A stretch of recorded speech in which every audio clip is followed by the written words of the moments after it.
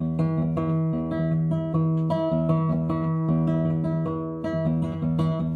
and welcome to the very first episode of Have a Biscuit, Potter, the Harry Potter podcast that's really a thinly veiled Professor McGonagall Fanclub. I'm Claudia, I'm your host, president, founder and so far only member of the Professor McGonagall Fanclub.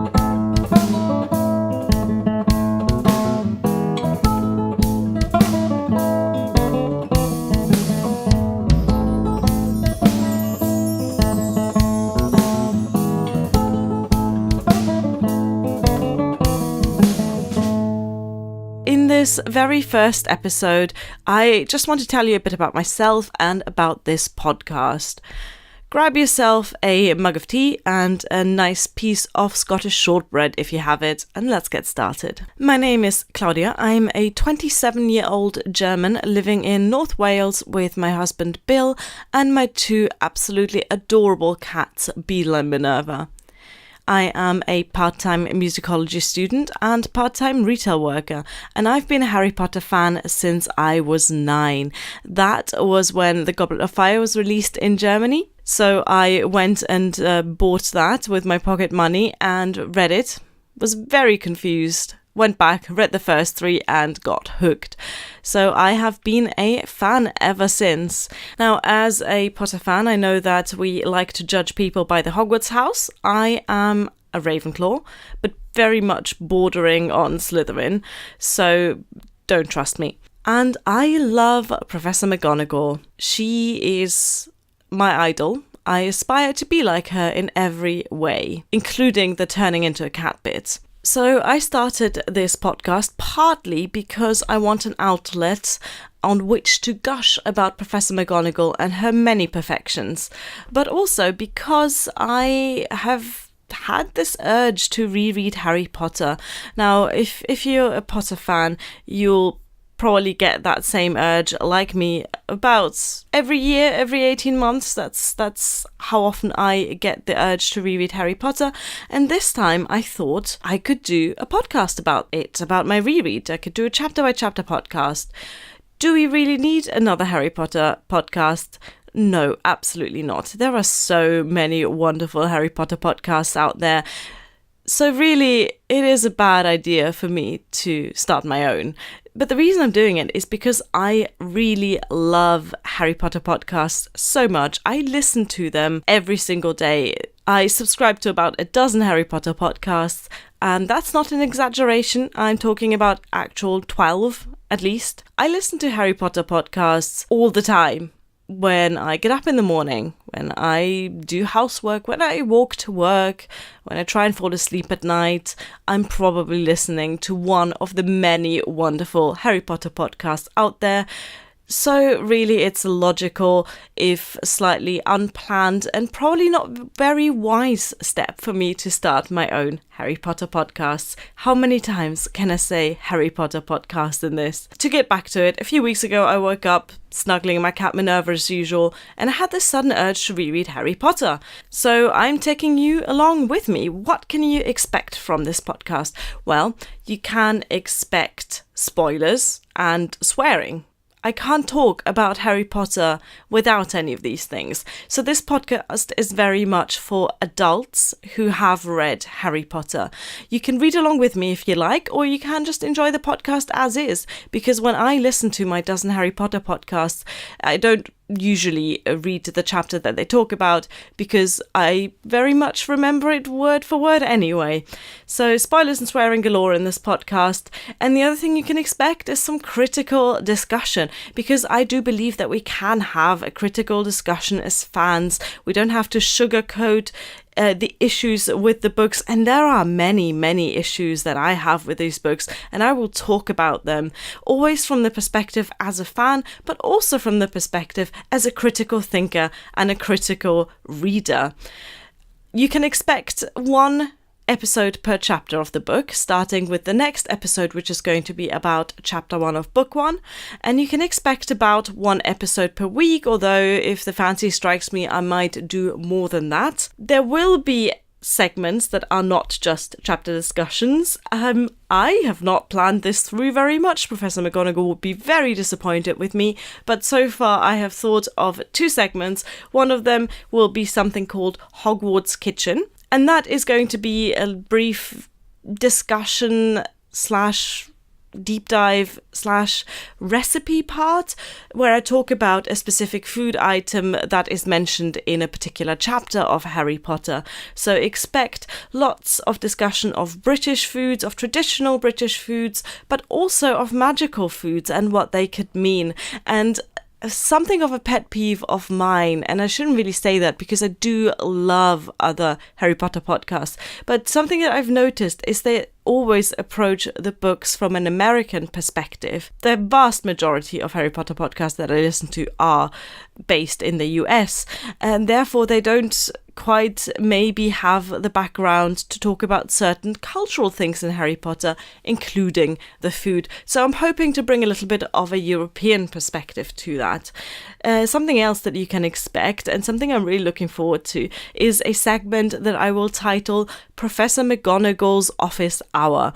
And that is going to be a little bit of life advice from Professor McGonagall. Now, obviously, she's not real. I know it makes me sad every time I think about the fact that she's not real, but I reckon I know her well enough to know what she would say to your life problems. So if you have any questions that you would like to ask Professor McGonagall, if you have any issues that you think she might be able to help you with, if you have any problems that you really want to ask someone with the intelligence and life experience of Professor McGonagall, then go ahead and ask those questions on Twitter using the hashtag AskMcGonagall. So if you go on Twitter, you ask a question and you include the hashtag AskMcGonagall, then I will be able to see those and hopefully answer those questions in a way that she would approve of. So that's hashtag AskMcGonagall. Make sure you spell McGonagall right. That is 1 G, 1 N, 2 L's. Since we are on the topic of social media, I of course have all of the social media already, so you can find me on Twitter at twitter.com/haveabiscuitpod. That's twitter.com/haveabiscuitpod like podcast. I also have an Instagram page, which is instagram.com/haveabiscuitpotterpodcast. Yes, that's a bit of a long one, but Have a Biscuit Potter was already taken. So instagram.com/haveabiscuitpotterpodcast. And at time of recording, there's nothing on that Instagram yet, but I have the vague idea, the beginnings of an idea of making it a fashion Instagram of fashion inspired by Professor McGonagall. And I should mention, I'm talking about the books, I'm talking about the character, about the idea of McGonagall rather than her specific outfits in the Harry Potter films. So I really like the idea of doing a McGonagall inspired fashion Instagram, but like everyone of my generation, I too am struggling with a crippling body image, so I'm not sure if I will be brave enough to put myself out there in that way. But if I do, then it might be quite fun. There's also the technical difficulty of how do I actually take a photo of my entire body? I have no idea. I usually just take pictures of my cats. All of the episodes you should be able to find through your usual podcasting app, so whether that's iTunes or Stitcher, whatever the kids use these days. I personally like an app called Dogcatcher, so that's what I use on my smartphone. But you should be able to subscribe to this podcast on those apps.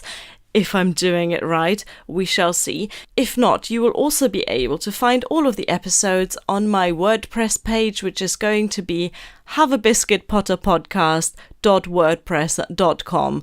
haveabiscuitpotterpodcast.wordpress.com. So that's where I'm going to upload all of the episodes as well. Now that I've introduced the podcast, I just want to introduce myself a little bit more. So as I mentioned earlier, I started Harry Potter when I was 9, and it followed me throughout my childhood and adolescence, really. I have so many wonderful memories connected to Harry Potter. Now, I never went to any of the famous midnight release parties. I'm not even sure if they did them in my small hometown in Germany, but But I very vividly remember the wait for book 5, Harry Potter and the Order of the Phoenix. I remember putting mine and my brother's pocket money together, and then I got first reading privileges because I'm the older one.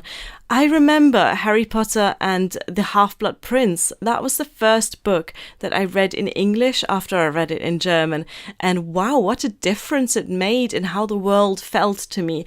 And then Harry Potter and the Deathly Hallows was the first Harry Potter book that I read in English first. In fact, I don't think I have actually read that one in German.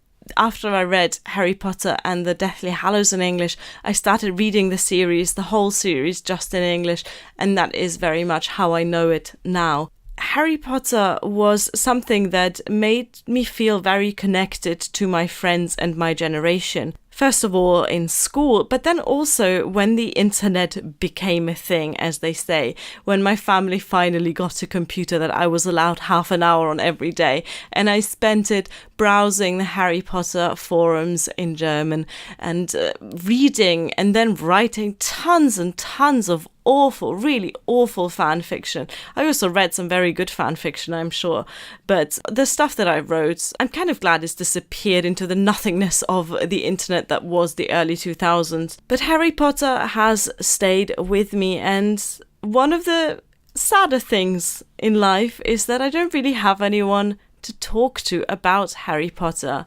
Of course, I forced my husband to read it when we first met, otherwise we'd be divorced. Otherwise, we wouldn't even be married now, to be honest. So he has read it, and he's probably more familiar with the story than he'd like, just by virtue of me listening to Harry Potter podcasts every single day. But still, he's not the sort of person that I can have a good old discussion about the ethics of Dumbledore or the patriarchy at Hogwarts. So in my everyday life, I'm not surrounded by, what do Harry Potter fans call themselves these days? Potterheads? Either way, I'm not surrounded by wizards. I'm very much surrounded by muggles.